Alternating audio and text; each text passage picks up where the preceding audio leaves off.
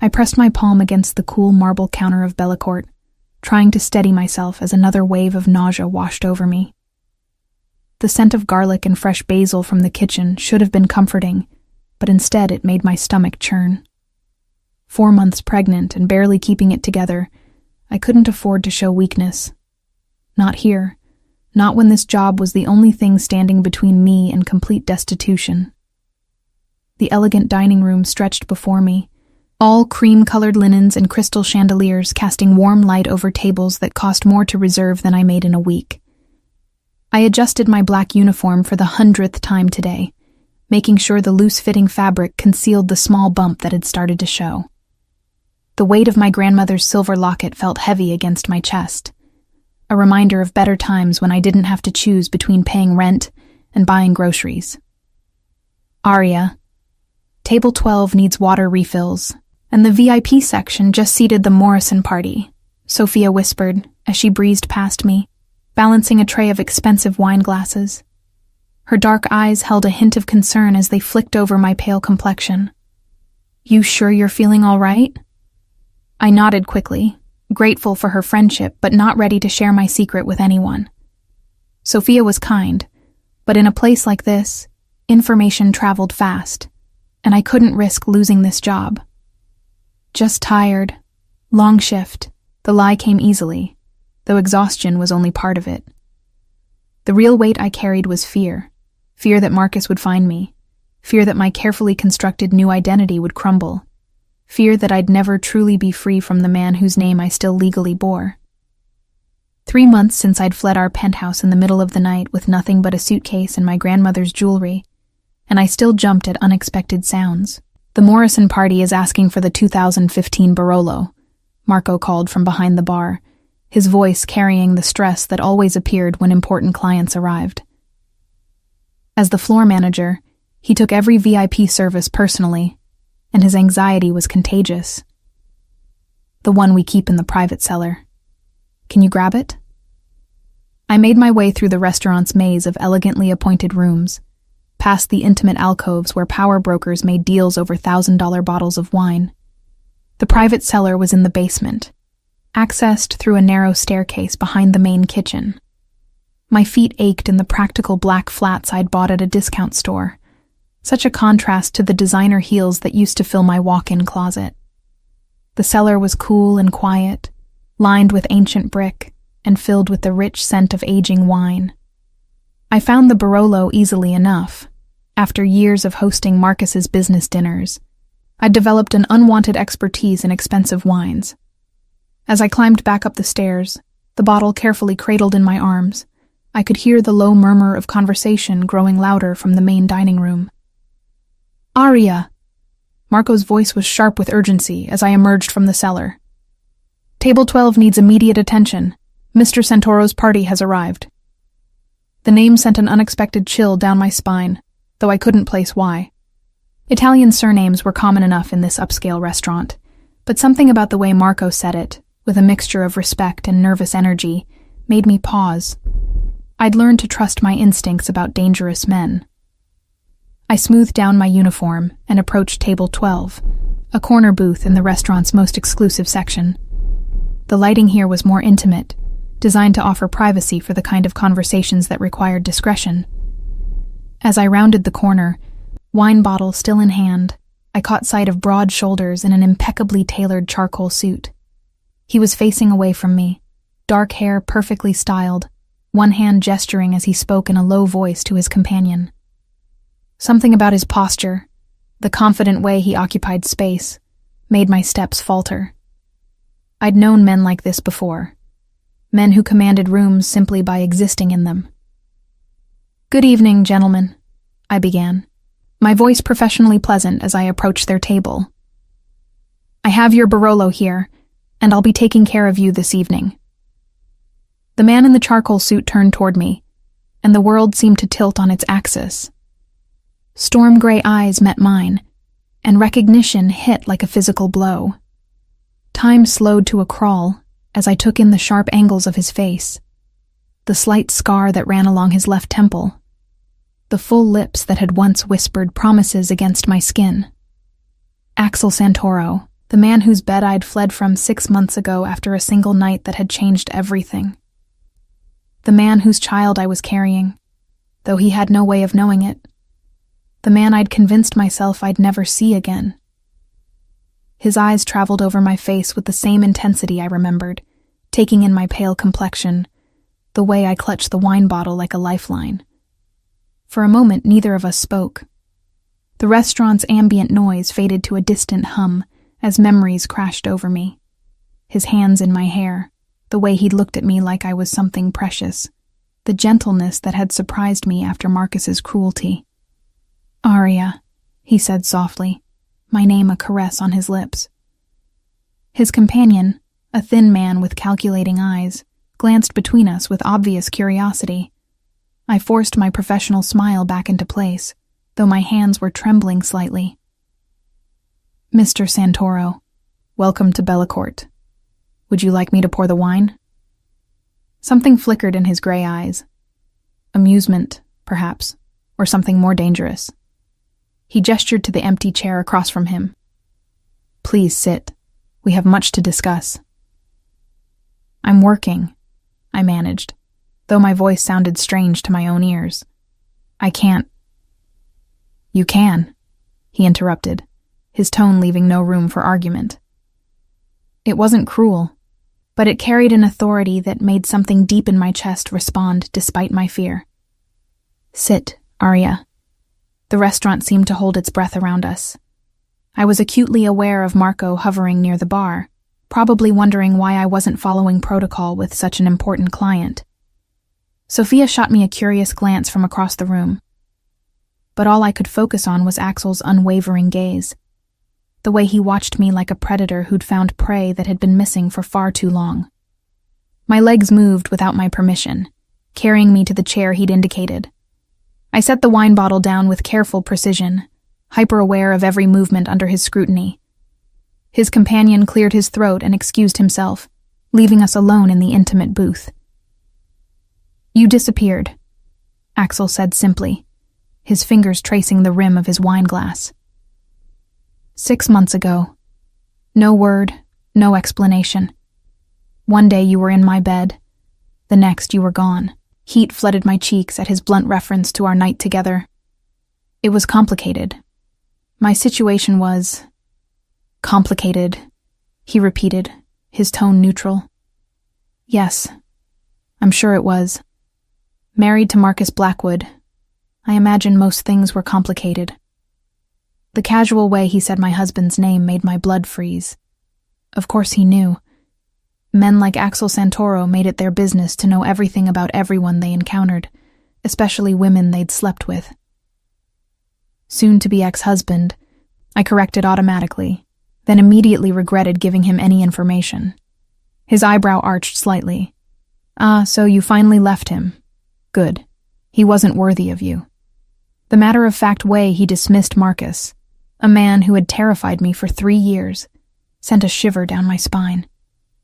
I'd forgotten how easily Axel commanded situations, how he made declarations about other people's lives as if he had every right to do so. "I should get back to work," I said, starting to rise from my chair. His hand shot out faster than I could follow, fingers wrapping gently but firmly around my wrist. The touch sent electricity through my entire nervous system, just as it had that night 6 months ago. "Not yet. We're not finished. What do you want, Axel?" His thumb traced across my pulse point, and I knew he could feel how my heart was racing. "I want to know why you ran. I want to know where you've been. And I want to know why you're working in a restaurant when you should be..." "Should be what?" I challenged, finding some of my old fire despite the fear. "Sitting in some penthouse? Another rich man's kept woman?" Something dangerous flashed in his eyes, but his voice remained controlled. "You know that's not what I meant." Before I could respond, Sophia appeared at our table, her expression carefully neutral. "Aria, Marco needs you in the kitchen for a moment." It was clearly a rescue attempt, and I felt a rush of gratitude for my friend. But Axel's grip on my wrist tightened almost imperceptibly, and I knew he wasn't going to let me leave that easily. In a moment, he told Sophia with a polite smile that didn't reach his eyes.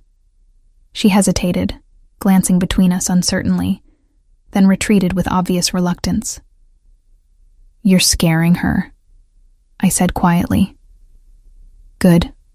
She should be scared. Anyone who gets between me and what I want should be scared." The possessive tone in his voice made my skin prickle with awareness. This was exactly what I'd been afraid of, exactly why I'd run from him in the first place. Axel Santoro wasn't just any wealthy businessman. He was dangerous in ways that went far beyond money and influence. "I'm not yours to want," I whispered, though the words felt hollow even as I said them. His smile was slow and predatory. "Aren't you? We'll see about that." He released my wrist and reached into his jacket, pulling out a business card and placing it on the table between us. "My driver will be waiting outside when your shift ends. We have a great deal to discuss, and I prefer privacy for such conversations." "What if I don't come?" Axel's expression remained pleasant, but something shifted in the atmosphere around us, like the air pressure dropping before a storm. "Then I'll wait, and eventually, I'll come looking for you. I'm a patient man, Arya, but my patience has limits." The threat was delivered so calmly, so matter-of-factly, that it took my breath away. This was the man I remembered from that single night, powerful, compelling, and utterly ruthless when it came to getting what he wanted. I stood on shaky legs, my professional mask slipping back into place through sheer force of will. "I'll think about it." "No," he said softly, his gray eyes holding mine. "You'll come, because despite everything that happened with your husband, despite whatever you've convinced yourself about me, you know I'm not the enemy here." He was right, and that terrified me more than any threat could have, because the real danger wasn't that Axel Santoro might hurt me, it was that he might protect me, and protection always came with a price that I wasn't sure I was ready to pay. As I walked away from his table on unsteady legs, I could feel his eyes following my every movement. The weight of his gaze was almost physical, a reminder that no matter how far I'd run or how well I'd hidden, there was no escaping men like Axel Santoro once they'd decided you belonged to them. The rest of my shift passed in a blur of automatic movements and forced smiles. Every time I glanced toward table 12, he was still there, sometimes in conversation with other men who'd joined him, but always watching me with those storm-gray eyes. By the time the restaurant began to empty, and Marco started counting the night's receipts, my nerves were stretched to the breaking point. "You know him," Sophia said, as we changed out of our uniforms in the small employee locker room. It wasn't a question. I pulled on my worn jacket, avoiding her concerned gaze. "It's complicated. Men like that are always complicated," she said quietly. "Be careful, Arya. Whatever history you have with him, just be careful." I nodded, though I wasn't sure careful was an option anymore. As I stepped out into the cool night air, I could see the sleek black car waiting at the curb, just as Axel had promised. The driver stood beside it, his posture professional but alert, in a way that suggested military training.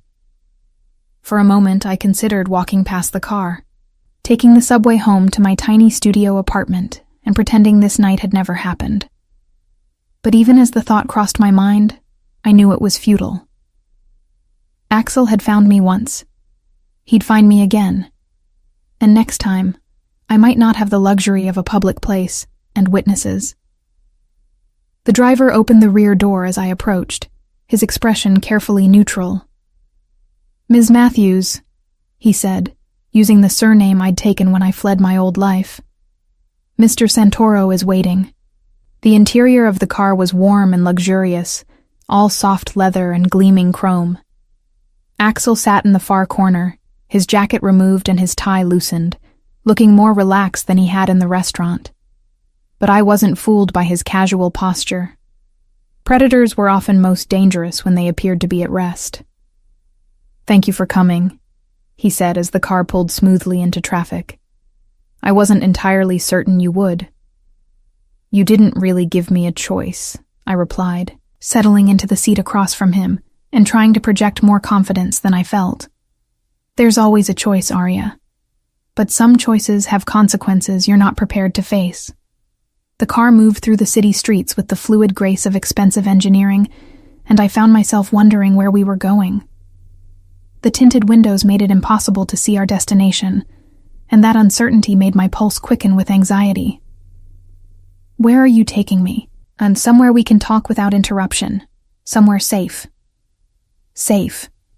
The word felt foreign on his lips, given what I knew about his reputation. Axel Santoro owned half the city's legitimate businesses, and, if the rumors were true, controlled most of the illegal ones as well. Safety, in his world, was a relative concept. "You look tired," he observed, his voice gentler than it had been in the restaurant. "And thin. Are you taking care of yourself?" The question caught me off guard, as did the genuine concern in his tone. "I'm fine." "No, you're not. You're working too hard, probably eating too little, and you look like you haven't slept properly in months." His assessment was uncomfortably accurate. Between the physical demands of my job and the constant stress of looking over my shoulder, I'd lost weight I couldn't afford to lose. But I wasn't about to admit weakness to a man who collected vulnerabilities like other people collected art. "My health isn't your concern," I said, though my hand moved instinctively to rest on my still flat stomach. Something shifted in his expression, a flicker of something I couldn't quite identify. "Isn't it? After what we shared, after one night 6 months ago?"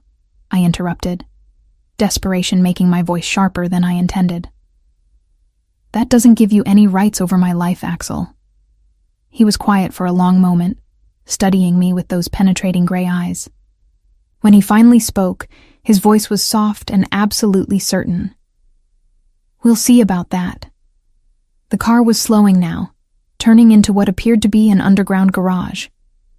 As we descended into the well-lit space, I caught glimpses of other expensive vehicles, Maseratis, Bentleys, cars worth more than most people's houses. This wasn't just wealth. This was power on a scale that made my former husband's fortune look modest. "Welcome to my home, Arya," Axel said as the car came to a stop. "I think it's time we had a proper conversation about your future." The elevator that carried us from the garage to Axel's penthouse was a masterpiece of understated luxury. Brushed steel and dark wood that probably cost more than most people's annual salaries. I stood as far from him as the confined space allowed, hyper-aware of his presence. The way his expensive cologne mixed with something uniquely masculine that made my traitorous body remember things I'd spent months trying to forget. When the doors opened, I stepped into a living space that took my breath away, despite my determination to remain unimpressed. Floor-to-ceiling windows offered a panoramic view of the city lights, while the interior was all clean lines and carefully curated art. Everything spoke of wealth, yes, but also of a man who appreciated beauty and wasn't afraid to surround himself with it. "Drink?" Axel asked, moving to a bar that probably held more liquor than most restaurants.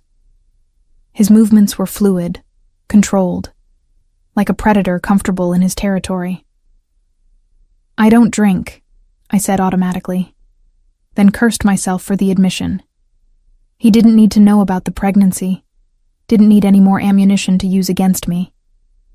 But his gray eyes sharpened with interest, taking in my pale complexion, the way I'd instinctively placed a protective hand over my stomach in the car. I watched his mental calculations, saw the exact moment when understanding dawned in his expression. "I see," he said quietly, his voice carrying a weight that made my blood run cold.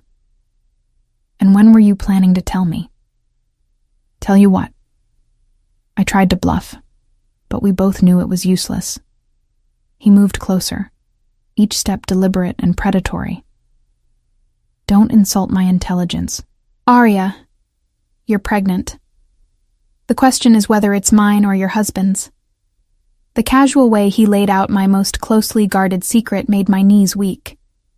I sank onto the nearest chair, a piece of furniture that probably cost more than my monthly rent, and tried to gather the fragments of my composure. "It doesn't matter," I whispered. "It doesn't change anything. It changes everything." His voice was soft, but there was steel beneath the silk. "If that child is mine..." "It's not." I lied desperately. "Marcus and I were still. We were still together when you came to my bed willingly," he finished. "When you responded to my touch like you'd been starved for genuine passion. When you looked at me afterward like I'd given you something precious." Heat flooded my cheeks at his blunt recounting of our night together. The memory was seared into my brain, the charity gala where we'd met, the way he'd looked at me like I was the only woman in the room, the electricity that had sparked between us despite my wedding ring. "One night doesn't make you the father," I said, though my voice lacked conviction. Axel moved to the windows. His back to me as he looked out over the city he undoubtedly controlled, in ways most people would never understand. Perhaps not, but it makes me invested in finding out the truth. The threat in his words was velvet-wrapped, but unmistakable. I'd heard enough about Axel Santoro to know that when he wanted information, he got it. Money, influence, intimidation. He had all the tools necessary to uncover any secret, no matter how carefully guarded. "What do you want from me?" I asked, exhaustion replacing fear as the adrenaline of the evening finally began to fade. "I want you to stop running," he said without turning around. "I want you to let me protect you while you figure out your next move, and I want the truth about that child." "Protect me from what?" Now he did turn, and the expression on his face made something cold settle in my stomach.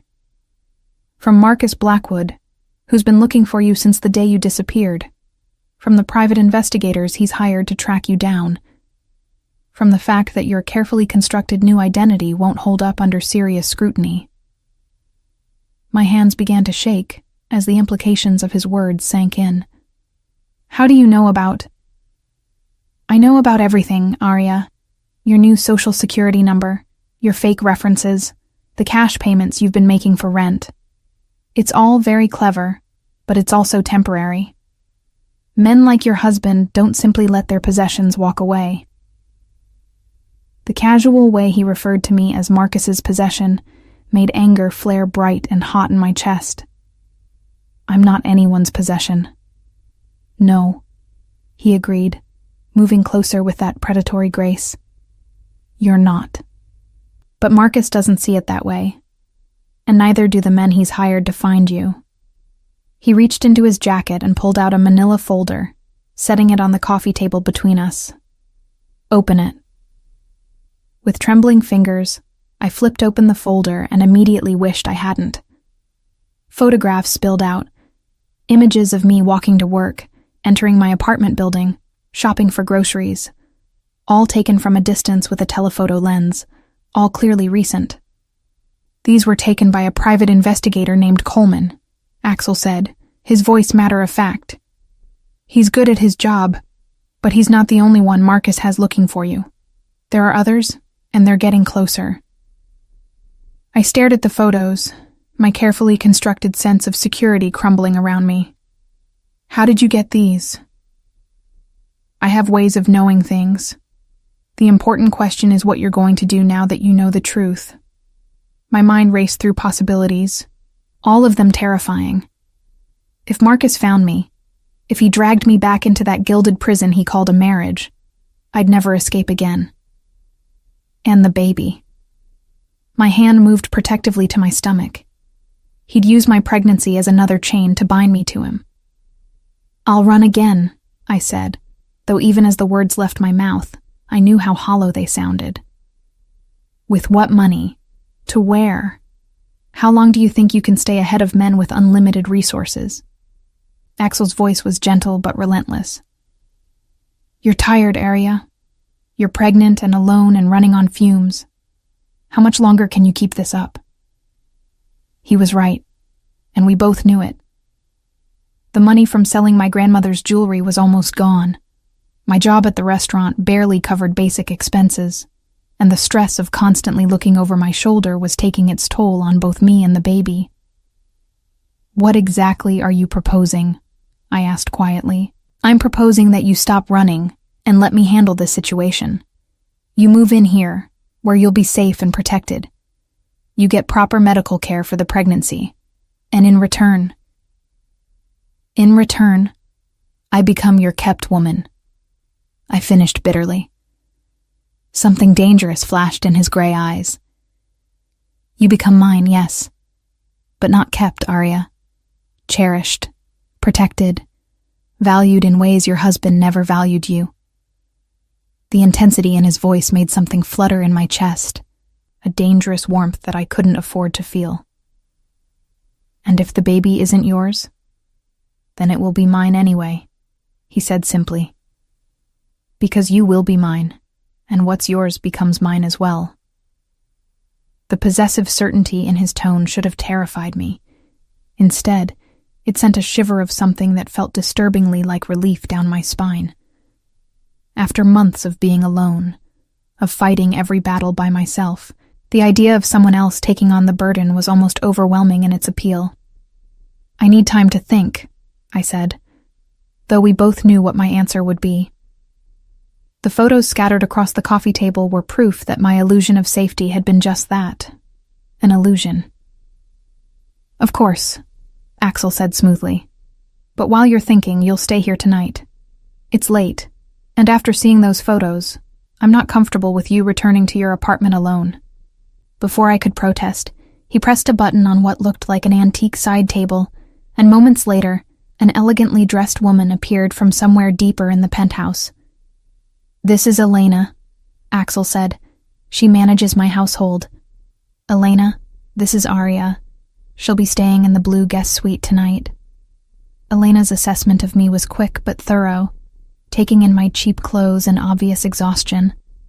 But her expression remained professionally neutral as she nodded to Axel. "Of course, sir. Shall I prepare anything special?" "Something light for dinner. She hasn't been eating properly. And perhaps something comfortable to sleep in." His eyes found mine again. "We can discuss your decision in the morning." As Elena led me through the penthouse, past rooms that seemed to stretch on forever, I caught glimpses of a life that existed on a completely different level from anything I'd ever known. Original art on the walls, antiques that belonged in museums, a library that could rival some universities. This wasn't just wealth. This was dynasty-level money, the kind that shaped politics and bought silence. The guest suite Elena showed me to was larger than my entire apartment, complete with a sitting area, walk-in closet, and bathroom that looked like something from a luxury spa. On the bed, someone had already laid out silk pajamas that were undoubtedly expensive and exactly my size. "Mr. Santoro thought you might be more comfortable in these," Elena said, gesturing to the pajamas. "Dinner will be ready in 30 minutes if you'd like to freshen up first." After she left, I stood in the middle of the opulent room, trying to process everything that had happened in the span of a few hours.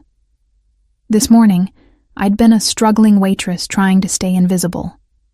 Now I was standing in the guest room of one of the most powerful men in the city, carrying his child, and facing a future that terrified and tempted me in equal measure. I moved to the window, looking out over the city lights that sparkled like scattered diamonds. Somewhere out there, Marcus was looking for me, getting closer every day. Somewhere out there, private investigators were tracking my movements, documenting my habits, preparing to close the net around me. But here, in this tower of glass and steel, surrounded by luxury and protected by a man whose very name made grown men nervous, I felt something I hadn't experienced in years. Safe. The thought should have alarmed me. Safety, in my experience, always came with strings attached, always required payment in the form of freedom or dignity or pieces of your soul. But as I sank onto the impossibly soft bed and felt some of the tension leave my shoulders for the first time in months, I couldn't bring myself to care about the price. Not tonight. Tomorrow, I'd have to make a decision that would determine the rest of my life. Tomorrow, I'd have to choose between the illusion of independence and the reality of protection. Tomorrow, I'd have to decide whether carrying Axel Santoro's child made me his responsibility or his prisoner. But tonight, for the first time since I'd fled my marriage, I didn't have to sleep with one eye open. Didn't have to plan escape routes or listen for footsteps in the hallway. Tonight, I could simply rest, cradled by luxury and watched over by a dangerous man who claimed to want to protect me. As I changed into the silk pajamas and prepared for dinner with my unlikely savior, I tried not to think about how easily I was falling into his web, how natural it felt to accept his protection, how right it seemed to let him take control of a situation that had spiraled far beyond my ability to handle. The most terrifying part wasn't that Axel Santoro wanted to own me. It was that I was beginning to want to let him. The silk pajamas felt foreign against my skin as I made my way to the dining room, my bare feet silent on marble floors that probably cost more than most people's cars.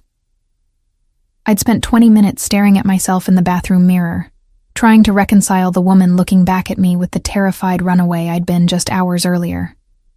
The pajamas fit perfectly, of course. Axel seemed to anticipate everything. The dining room was intimate despite its obvious expense, with warm lighting that cast everything in golden hues. Axel had changed as well, trading his business suit for dark slacks and a white shirt open at the collar.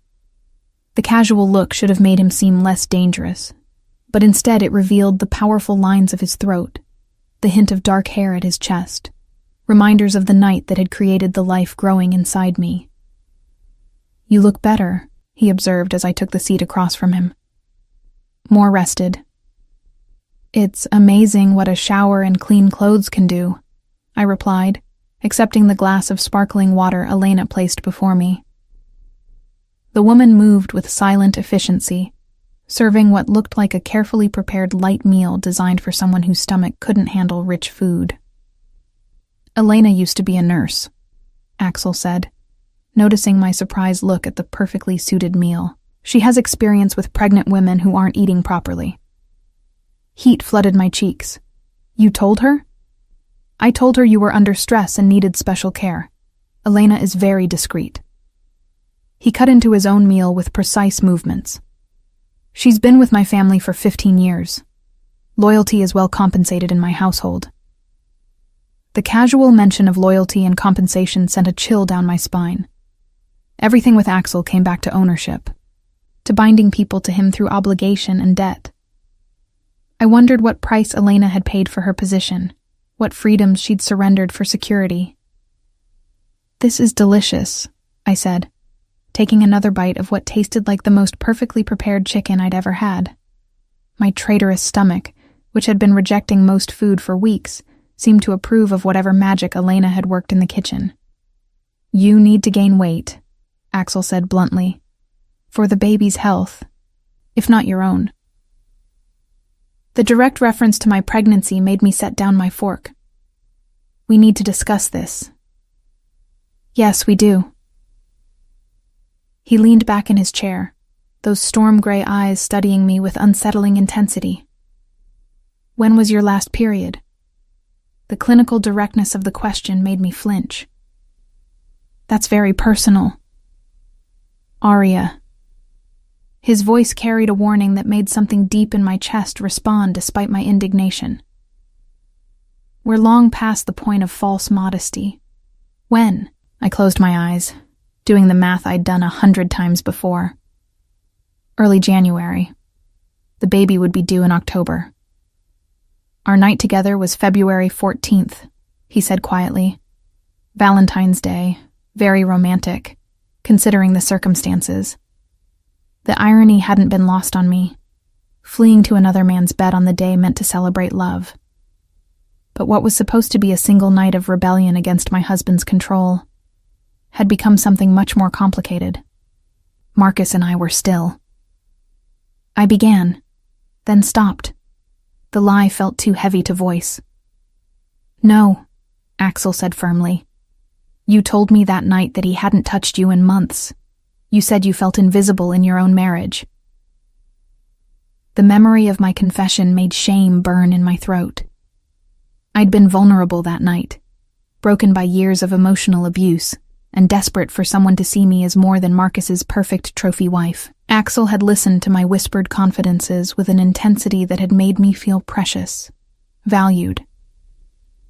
Even if the baby is yours, I said carefully, that doesn't give you any rights.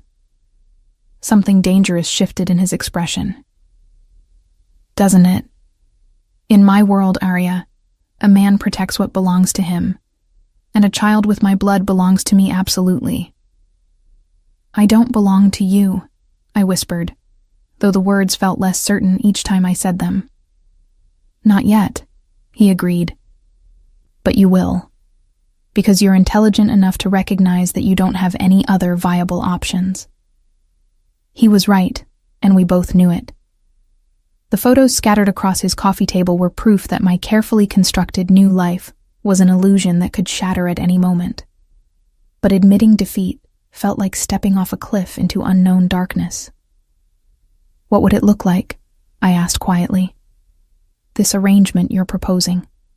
You live here, under my protection. You receive the best medical care available. Your every need is anticipated and met. His voice was matter-of-fact, as if he were discussing a business contract.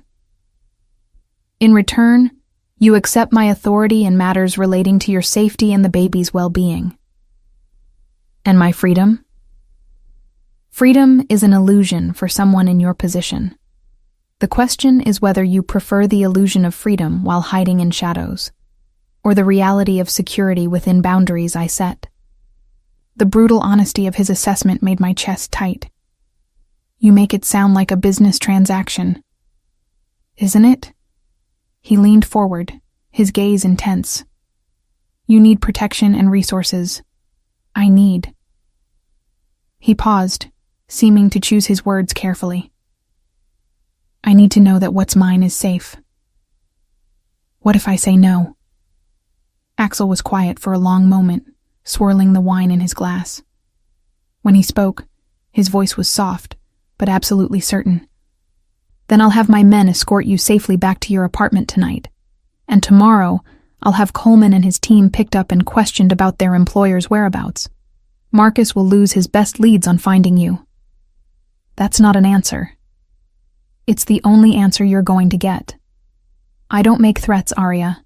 I make promises. And I promise you that one way or another, you and that baby will be under my protection. The quiet certainty in his voice was more terrifying than any shouted demand could have been. This wasn't negotiation. It was inevitability dressed up as choice. I need time to think, I said, though we both knew my decision was already made. Of course, but while you're thinking, let me show you something. He stood and moved to a built-in cabinet, withdrawing what looked like a leather portfolio. When he set it before me and opened it, I found myself staring at documents that made my blood run cold. Bank statements showing Marcus's accounts, financial records detailing payments to private investigators, and worst of all, a detailed report on my movements over the past month. Every routine I'd established, every place I felt safe, all of it documented with clinical precision. This is what your husband knows about you as of 3 days ago, Axel said quietly. By now, he probably knows more. My hands trembled as I flipped through the pages, seeing my life reduced to surveillance photos and typed observations. The investigator had been thorough. He knew where I worked, where I lived, what time I left each morning. He even had notes about my pregnancy symptoms, clinical observations about my frequent trips to the bathroom, my obvious exhaustion. He knows, I whispered, my hand moving protectively to my stomach. Yes, and if I can obtain this information, so can others. Marcus isn't the only one with an interest in finding you. The implication sent ice through my veins. What do you mean? Your husband has been spreading money around, asking questions. Some of those questions have reached the wrong ears. people who might see value in a pregnant woman with secrets. His voice remained calm, but I caught the steel beneath it. The world you've stumbled into by running from Marcus is more dangerous than you realize. I stared at the documents, my carefully constructed sense of security crumbling completely. What kind of danger? The kind that ends with you disappearing permanently and your baby being sold to the highest bidder. The casual way he delivered this nightmare scenario made bile rise in my throat. You're trying to scare me. I'm trying to save your life, he corrected, and the life of my child. His child. The possessive certainty in those words sent a shiver down my spine. Not the baby or your child. His child. As if biology had already determined ownership, as if my months of carrying this life meant nothing compared to his genetic contribution. I can't live in a cage, I said desperately. Even a golden cage is better than a grave, Axel replied. And I promise you, Arya, my protection comes with comforts your husband never offered.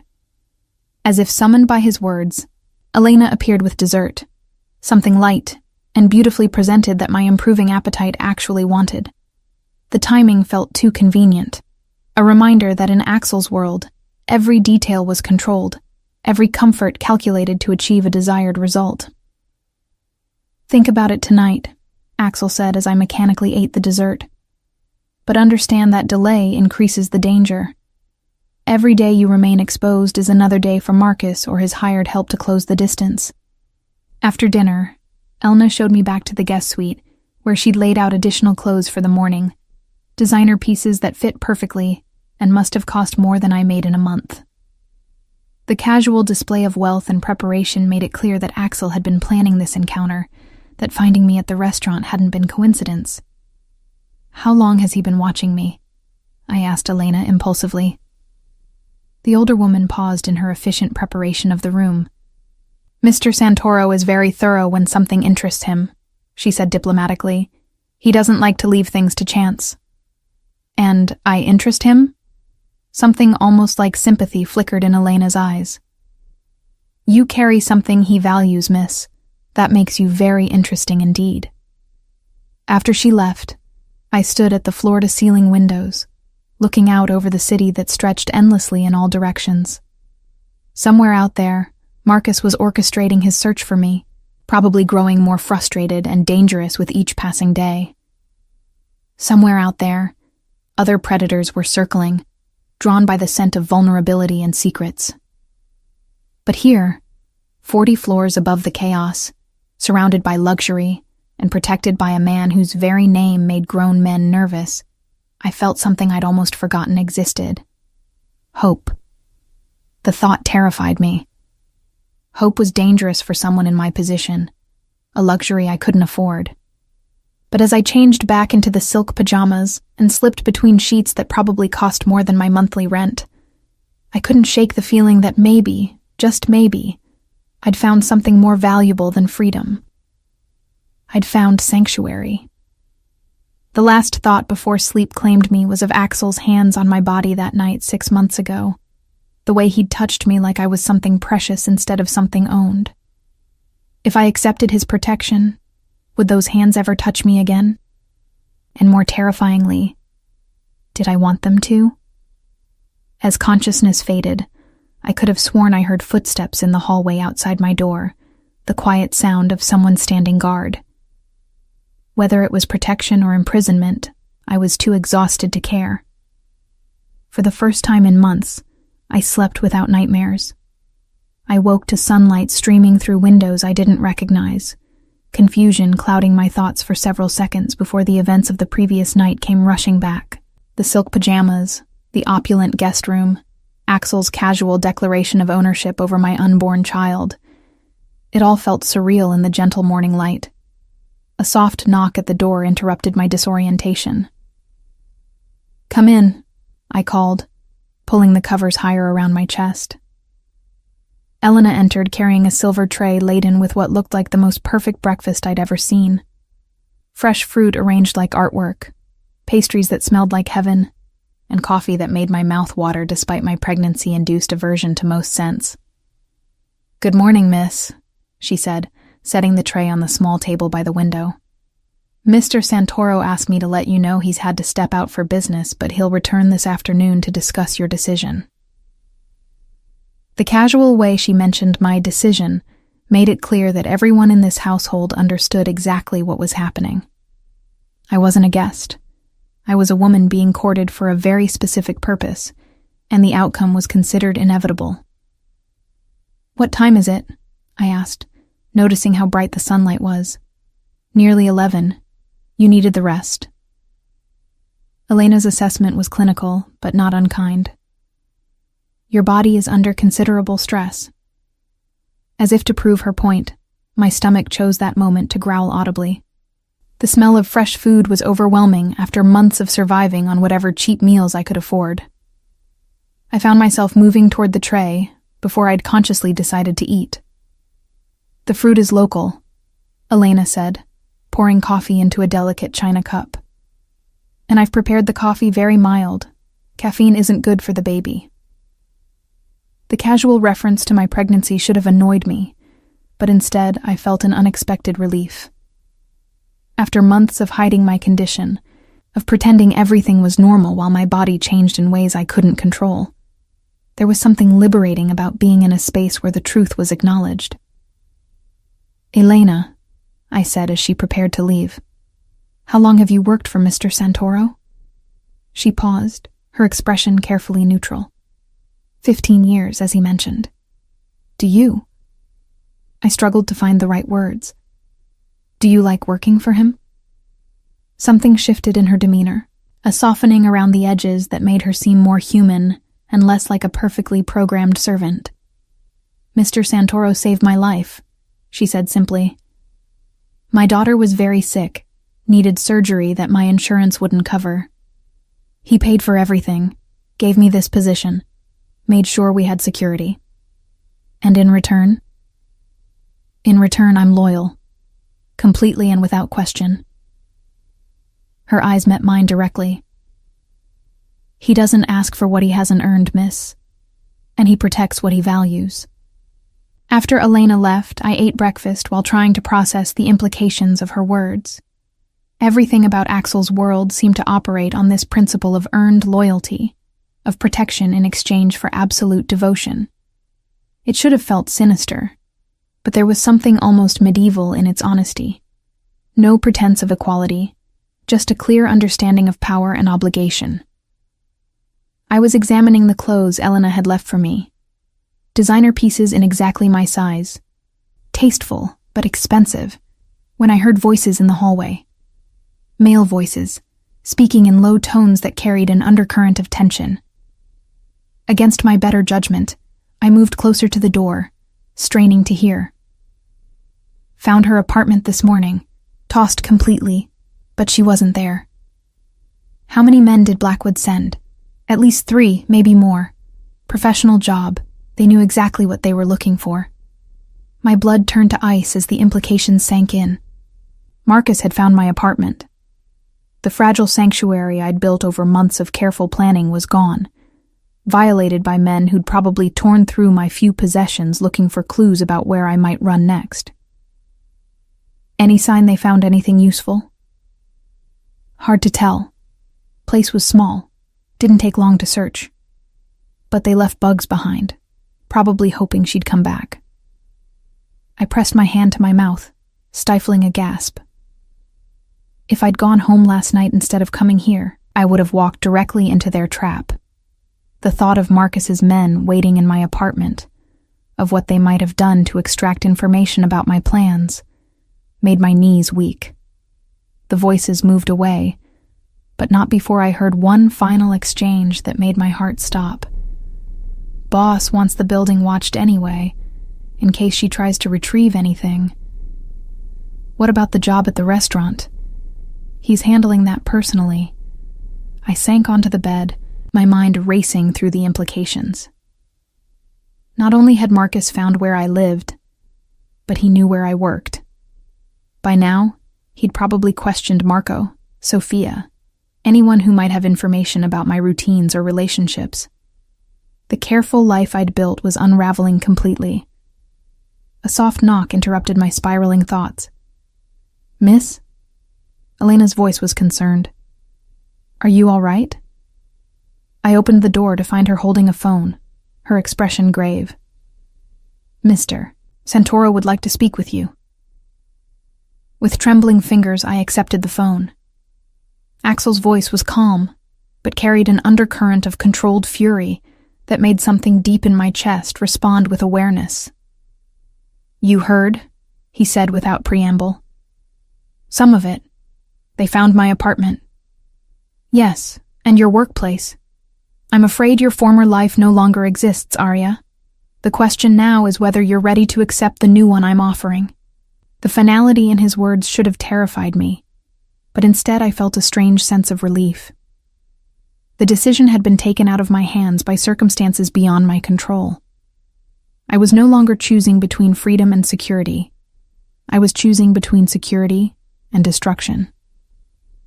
"What happens now?" I asked quietly. "Now you get dressed in the clothes Elena provided, and when I return, we discuss the terms of your new arrangement. There are things you need to understand about what being under my protection means. And if I don't like the terms..." His pause was long enough to make my pulse quicken. "Then we negotiate until you do. But understand, Arya, walking away is no longer an option. Too many people are looking for you now, and not all of them have benevolent intentions." After ending the call, I stared at the designer clothes Elena had laid out, understanding that putting them on would be more than just getting dressed. It would be the first step in shedding my carefully constructed false identity and accepting whatever role Axel had planned for me in his world. The black dress was sophisticated, but not flashy, paired with shoes that looked expensive, but comfortable. As I changed, I caught glimpses of myself in the mirror and barely recognized the woman looking back. The combination of proper sleep, good food, and clothes that actually fit properly had transformed my appearance in ways that went beyond mere fashion. I looked like someone who belonged in Axel's world. When Elena returned to collect the breakfast tray, she nodded approvingly at my appearance. "Much better," she said. "Mr. Santoro will be pleased." "Elena," I said impulsively, "what you said about loyalty, does that extend to keeping secrets?" Her expression became carefully neutral. "Mr. Santoro values honesty above all else. Secrets have a way of becoming dangerous in his line of work." "Even personal secrets?" "Especially personal secrets. They can be used as weapons against the people he cares about." The implication was clear. Whatever arrangement I made with Axel would require complete transparency. No hidden bank accounts, no secret plans, no private communications that he couldn't monitor. The idea should have been suffocating, but after months of living under an assumed identity, the prospect of not having to lie about everything felt almost liberating. I spent the afternoon exploring the penthouse, trying to understand the man who owned it. The art collection was impressive, but not ostentatious, pieces chosen for beauty rather than status. The library was extensive, filled with books that showed signs of actual reading rather than decorative display. Everything spoke of refined taste and genuine appreciation for quality, but it was the subtle security measures that really caught my attention.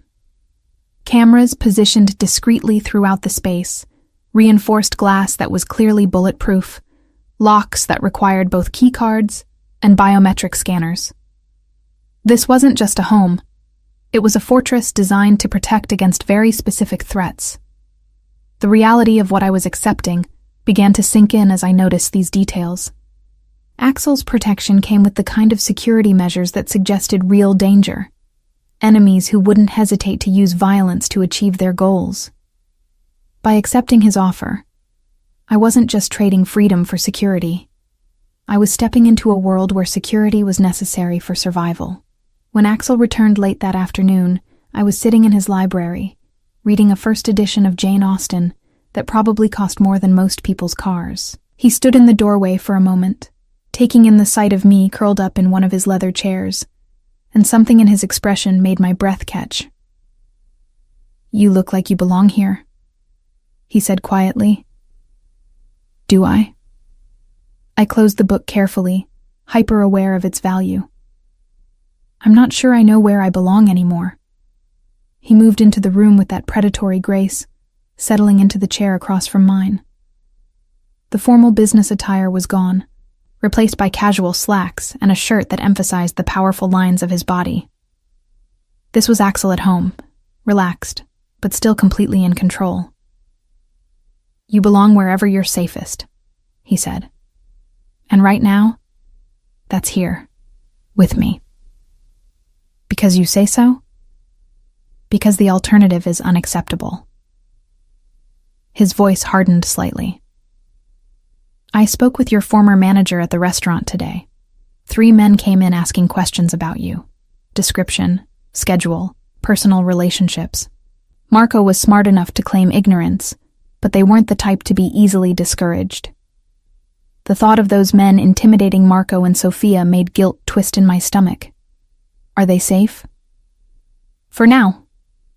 I've arranged for additional security at the restaurant, but it won't hold them off indefinitely. These people are persistent." "These people being Marcus's men?" Something flickered in Axel's expression. "Some of them, yes, but your husband isn't the only one looking for you now. Word has gotten out that there's a pregnant woman with secrets, and certain elements find that commercially interesting." The euphemistic way he described human trafficking made bile rise in my throat. "You're saying I'm being hunted by multiple groups?" "I'm saying you stepped into a very dangerous world when you decided to disappear. Running from a man like Marcus Blackwood requires resources and connections you don't have. It also attracts attention from people who specialize in exploiting vulnerability." He leaned forward, his gray eyes intense. "But that ends now. As of today, you're under the protection of the Santoro family. Anyone who wants to reach you will have to go through me first." The possessive certainty in his voice sent shivers down my spine.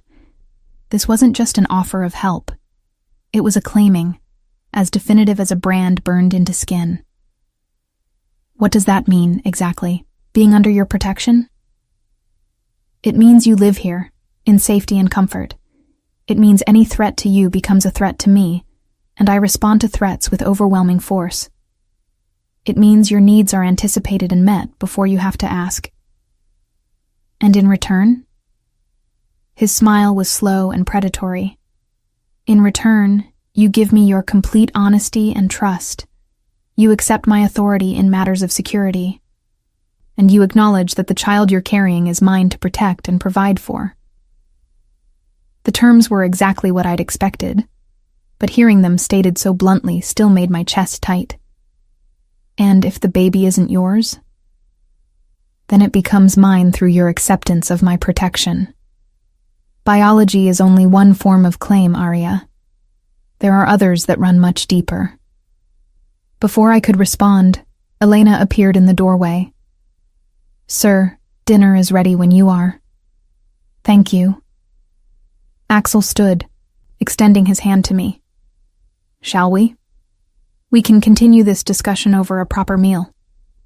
I stared at his outstretched hand, understanding that taking it would be acceptance of everything he'd offered.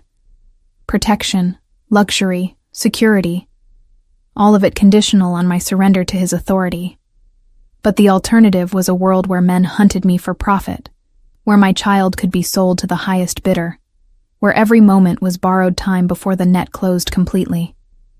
I placed my hand in his, feeling his fingers close around mine with possessive certainty. "Good," Axel said softly, bringing my hand to his lips for a kiss that was both gentle and claiming.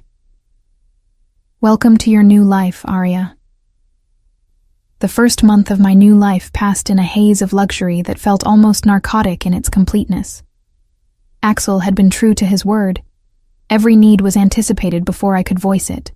Every comfort provided without my having to ask. My morning sickness disappeared under Elena's careful nutritional management. My stress-induced insomnia faded under the security of knowing I was protected. And for the first time since discovering my pregnancy, I actually felt healthy. But comfort, I was learning, came with its own form of captivity. "The doctor will be here at 3, Axel announced over breakfast, scanning his tablet with the focused intensity he brought to all business matters.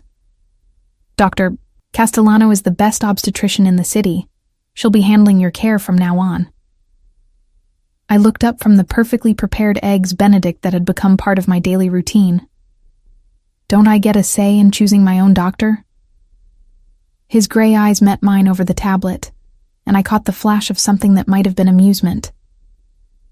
"You can choose between Dr. Castellano and Dr. Reeves, who's also excellent. But you'll be seeing someone from my approved list." "Your approved list," I repeated, tasting the words and finding them bitter. "Yes, medical professionals I trust to maintain discretion about their patients' identities and circumstances." He set down the tablet, giving me his full attention. "Would you prefer someone who might accidentally mention your condition to the wrong person? Someone who might be curious enough about your unusual situation to make inquiries?" The reasonable tone made his control feel almost benevolent, but I was beginning to understand how Axel operated. Every restriction was presented as protection, every limitation framed as concern for my well-being. It was manipulation so sophisticated that I sometimes caught myself feeling grateful for it. "What about my other freedoms?" I asked carefully. "When can I leave the penthouse?" "When it's safe. When we can be certain you won't be recognized or followed." He returned to his tablet, the matter apparently settled. "For now, everything you need is here." Everything except autonomy, I thought but didn't say. I'd learned that direct challenges to his authority were met with patient explanations that somehow made me feel foolish for questioning his judgment. Axel never raised his voice, never showed anger. He simply waited until the logic of his position became undeniable. The afternoon brought Dr. Castellano, an elegant woman in her 50s with kind eyes and an unflappable professional demeanor. She examined me with gentle thoroughness, asking questions about my health history, with the kind of attention I'd never received from my previous doctors. "Everything looks excellent," she announced after completing her examination.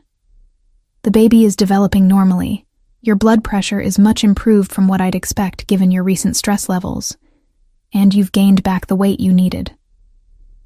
"Thank you," I said, feeling genuine relief. The constant worry about whether my circumstances were harming the baby had been a low-level anxiety I'd carried for months. "However," Dr. Castellano continued, "I do want to discuss your emotional well-being. Pregnancy under any circumstances involves significant psychological adjustment, given your particular situation." She paused delicately.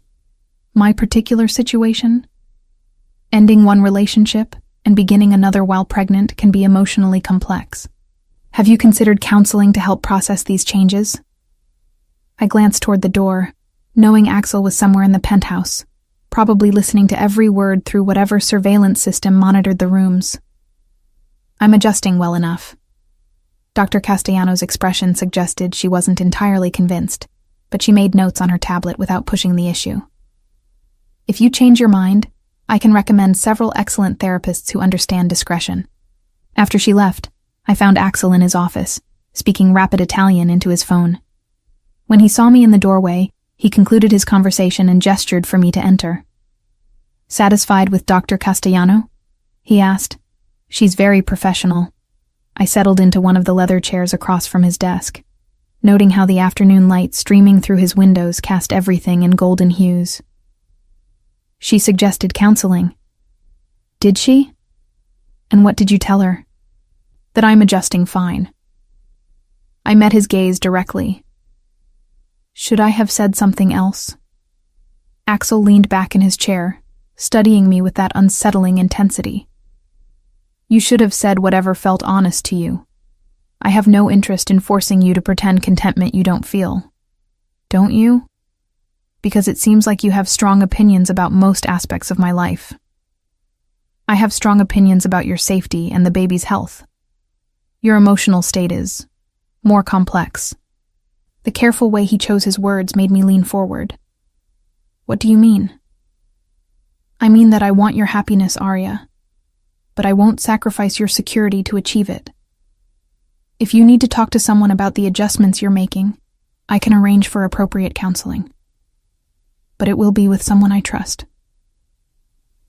There it was again, the velvet-wrapped control that made resistance feel ungrateful rather than justified. Appropriate counseling with your approved therapist. Yes. He said it without apology, without defensiveness. Would you prefer to work through your feelings with someone who might use your vulnerabilities against you?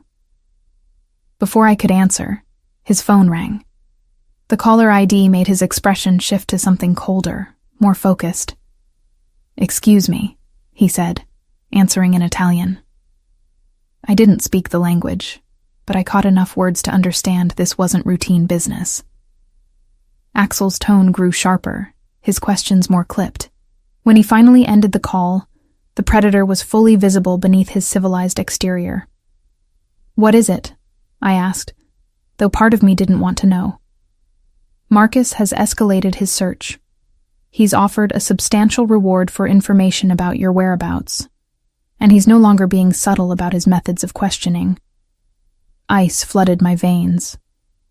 "What kind of methods?" "The kind that leave people hospitalized." Axel's voice was matter-of-fact, but something dangerous glittered in his gray eyes. "2 of your former co-workers have been interviewed about your habits and relationships. They're alive, but Marcus is clearly becoming impatient. The thought of Sophia or Marco being hurt because of their connection to me made nausea rise in my throat. Are they safe now? They will be. I'm having them relocated with new positions in restaurants I control. But this confirms what I've been telling you. Your husband isn't going to simply give up and move on." I wrapped my arms around myself, suddenly feeling cold despite the warm afternoon light. "What does this mean for us?" "It means we accelerate our timeline.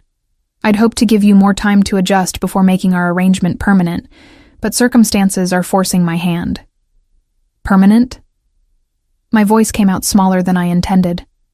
Axel stood and moved around his desk, settling into the chair beside mine, rather than maintaining the formal distance of his position of authority. When he reached for my hands, his touch was gentle but possessive. "I've been patient, giving you time to accept your new reality. But patience becomes dangerous when it allows threats to multiply." His thumbs traced circles on my wrists, a gesture that should have been soothing, but sent heat racing through my system. "It's time to make your protected status official." "Official how?" "Marriage." He said it simply, as if proposing was equivalent to scheduling a business meeting. "A legal bond that gives me absolute authority to protect you and establishes my claim to the child you're carrying." My hands tried to pull away from his, but his grip tightened just enough to keep me in place. "You're not asking me to marry you. You're telling me. I'm explaining what needs to happen for your continued safety. The choice of how to frame it emotionally is yours." The brutal honesty was somehow worse than if he'd tried to dress it up as romance. "And if I refuse?" "Then you remain in limbo indefinitely, protected but not secure, safe but not settled. Your child grows up knowing their mother chose uncertainty over stability." His voice remained calm, but I caught the steel beneath it. "Is that really what you want for them?" He was right, and we both knew it. As long as my status remained unofficial, I was dependent on his continued goodwill. Marriage would give me legal protections, social position, security that couldn't be revoked on a whim. It would also bind me to him in ways that might prove impossible to escape. "This isn't how I imagined getting married," I said quietly. "How did you imagine it?" There was genuine curiosity in his voice, as if my childhood dreams were puzzles he needed to solve. "Love," I said simply. "Choice, partnership, rather than protection. Something shifted in his expression, a softening around the edges that made him look younger, more vulnerable. "Arya, what do you think this is?" "This is a business arrangement. Beneficial terms offered in exchange for my compliance." "Is it?" He released one of my hands to cup my face, his thumb tracing along my cheekbone with devastating gentleness. "When I look at you carrying my child, when I watch you reading in my library like you belong there, when I see you growing stronger and healthier under my care, do you think what I feel is purely transactional?" The intensity in his voice made my breath catch. "What are you saying?" "I'm saying that protecting you has become more than obligation. Caring for you has become more than duty." His eyes searched mine. "I'm saying that somewhere between finding you again and bringing you home, this stopped being about claiming what's mine and started being about cherishing what I love." The word hung between us, heavy with implications I wasn't ready to examine. "Axel." "You don't have to say it back, not yet. But don't convince yourself that what's between us is only about security and survival." His lips brushed against my forehead, a gesture so tender it made my chest ache. "Marry me because it's practical, if that's easier. But know that my reasons go deeper than strategy." Before I could respond, Elena appeared in the doorway with her uncanny timing. "Sir, your 4 o'clock appointment has arrived." Axel's mask of professional control slipped back into place, but his hand remained on my face for a moment longer. "We'll continue this conversation tonight. Think about what I've said." As he prepared to leave for his meeting, I remained in the chair, trying to process the emotional whiplash of the last few minutes. The dangerous mafia boss who controlled my life had just confessed something that sounded remarkably like love, and I didn't know how to respond. Because the terrifying truth was that somewhere between fearing him and depending on him, I'd started to care for him too. The man who read to me in the evenings, who noticed when I was tired before I did, who touched me like I was precious. That man was easy to love. The question was whether loving Axel Santoro was wisdom or the worst mistake I could possibly make. That evening, he found me on the terrace, looking out over the city lights that sparkled like scattered diamonds. The night air was warm, carrying the distant sounds of traffic and life far below our tower of glass and steel. "Regrets?" he asked, settling beside me at the railing. "Complications," I corrected. "This would be easier if I could hate you. But you don't." It wasn't a question, and I didn't treat it like one. "No, I don't." "Then what's your answer, Arya? Will you marry me?" I turned to face him, taking in the strong lines of his face, the way the city lights reflected in his gray eyes. This man who had upended my life, who controlled my every movement, who claimed to love me while holding me captive. "Yes," I said quietly. "I'll marry you." His smile was slow and triumphant. "Good. The ceremony will be next week. Small, private, secure. Just us and the witnesses required by law." Even my wedding was being arranged according to his specifications, I realized. But as he pulled me against his chest and kissed me with a passion that made my knees weak, I found I didn't care about the details. I was falling in love with my captor. And God help me, it felt like freedom. The wedding ceremony took place 6 days later in Axel's penthouse, transformed for the occasion into something that looked like a scene from a fairy tale. Elena had somehow managed to fill the space with white roses and soft lighting that turned everything golden, creating an atmosphere of intimacy despite the circumstances that had brought us together. I stood before the floor-to-ceiling windows in a dress that fit like it had been designed specifically for my changing body. Ivory silk that flowed gracefully over the small bump that was becoming more noticeable each day. The dress had appeared in my closet that morning, along with a note in Axel's precise handwriting.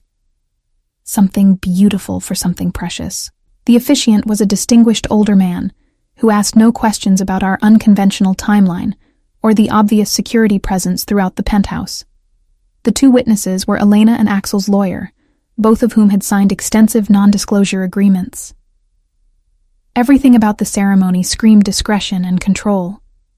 Yet there was something undeniably romantic about the intimate setting and Axel's intense focus on me throughout the brief proceedings.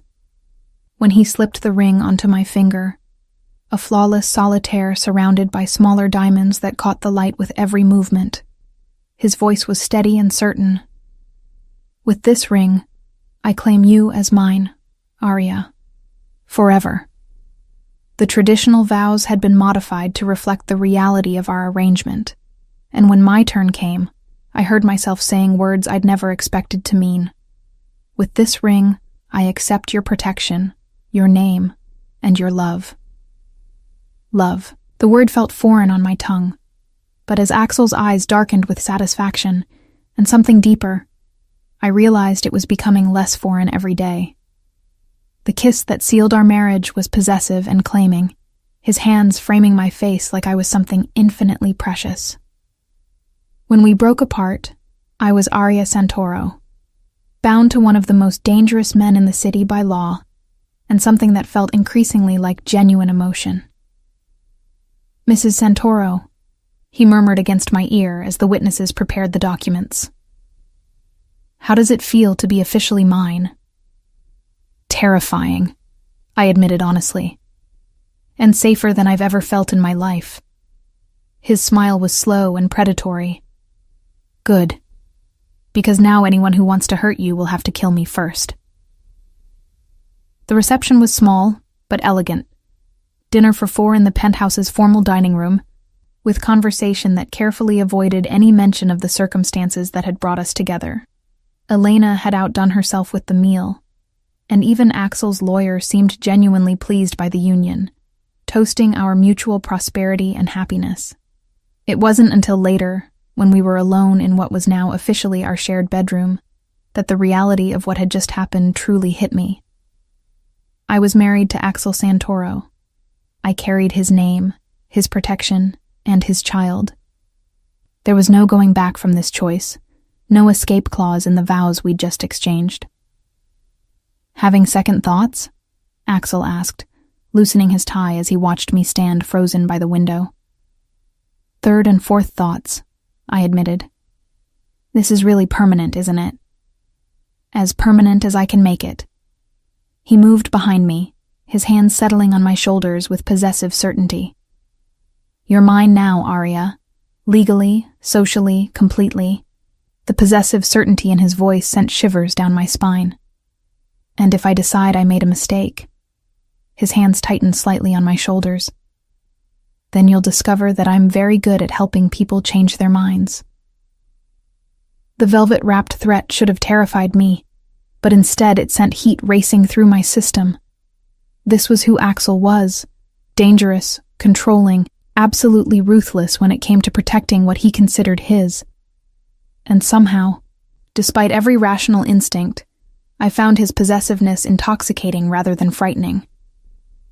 Turn around, he said softly. I obeyed, finding myself looking up into gray eyes that held promises I wasn't sure I was ready for. His hands moved to the delicate straps of my wedding dress, fingers tracing along my shoulders with devastating gentleness. This dress is beautiful, he murmured, but I've been thinking about taking it off you since the moment I saw you in it.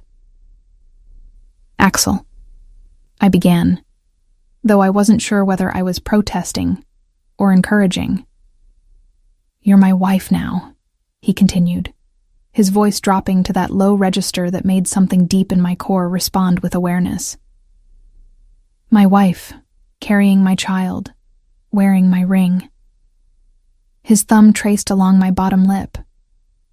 Do you have any idea how long I've wanted this? Since you found me at the restaurant? Since the night you first came to my bed? His confession was made against my neck, his lips finding the sensitive spot that made me gasp. Since you looked at me afterward like I'd given you something precious instead of taking something from you. The memory of that night, the charity gala. The way he'd looked at me like I was the only woman in the room. The intensity of our connection, despite my wedding ring, crashed over me with stunning clarity. That was 6 months ago. You barely knew me. I knew enough. His hands moved to the zipper of my dress, pausing, but not retreating. I knew you were trapped in a marriage that was slowly killing your spirit. I knew you responded to gentleness like you'd been starved for it. I knew you were mine, even if you didn't know it yet.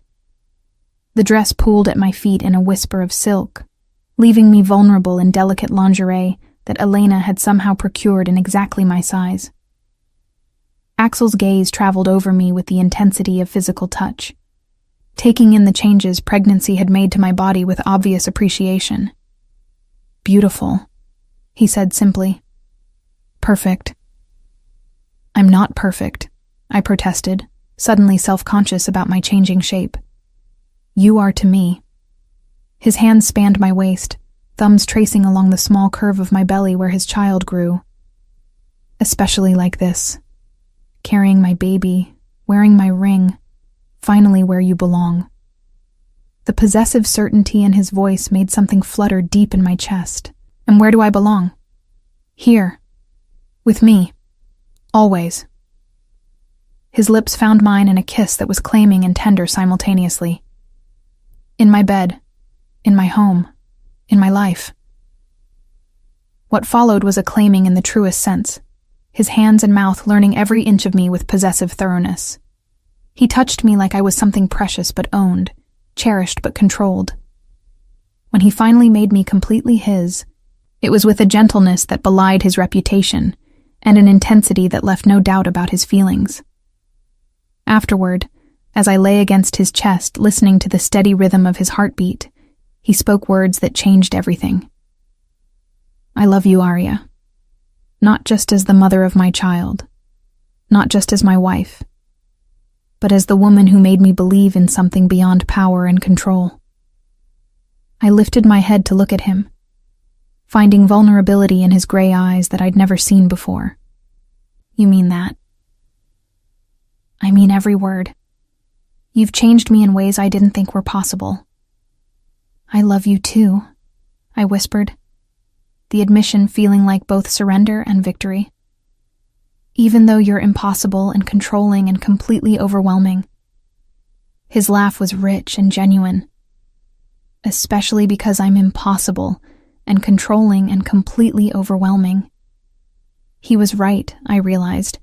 The very qualities that should have driven me away were the ones that made me feel safe, cherished, protected in ways I'd never experienced. Axel's possessiveness wasn't about diminishing me. It was about elevating me to a position where nothing could touch me. What happens now? I asked, tracing patterns on his chest. Now we build a life together. We prepare for our child. We eliminate any remaining threats to our family. His voice hardened slightly on the last point. Marcus will need to be dealt with permanently. The casual way he mentioned eliminating my ex-husband should have alarmed me. But instead, I felt a fierce satisfaction.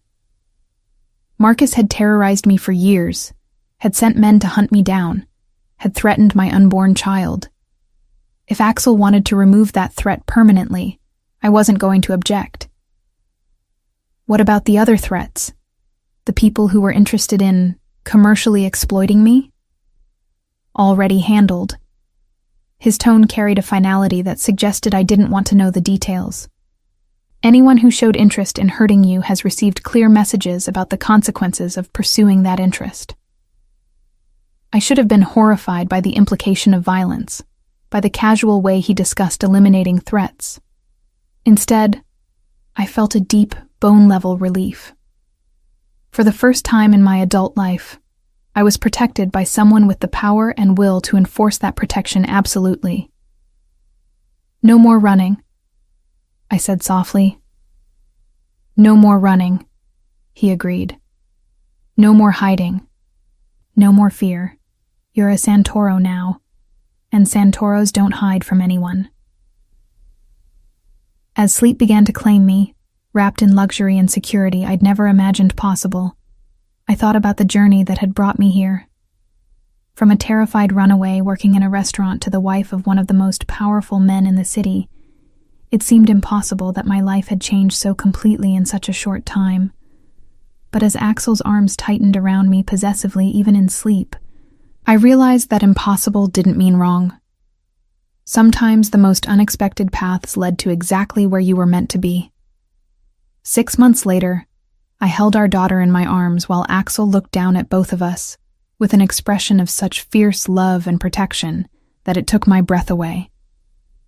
Isabella Santoro had arrived exactly on schedule, perfect and healthy, with her father's storm-gray eyes and what appeared to be his determined personality. "She's beautiful," Axel murmured, touching one tiny fist with infinite gentleness. "Perfect, like her mother." "She's ours," I said, still amazed by the miracle of it all. "Really, truly ours." "Forever," he agreed, his voice carrying promises that I now knew he would keep at any cost. As I watched this dangerous, powerful man transform into a devoted father, as I felt the security of his protection and the warmth of his love surrounding our small family, I realized that sometimes salvation came from the most unexpected sources. I had fled from one man's control only to find freedom in another's protection. I had run from a gilded cage only to discover that some cages were sanctuaries. Some control was care, and some possession was the deepest form of love. In Axel's arms, in his home, bearing his name and his child, I had found something I'd never dared to hope for. A place where I belonged completely, where I was valued absolutely, where I was safe forever. The scared runaway was gone. In her place was Arya Santoro, wife, mother, and the most cherished possession of a man who would move heaven and earth to protect what was his. And for the first time in my life, I was exactly where I wanted to be.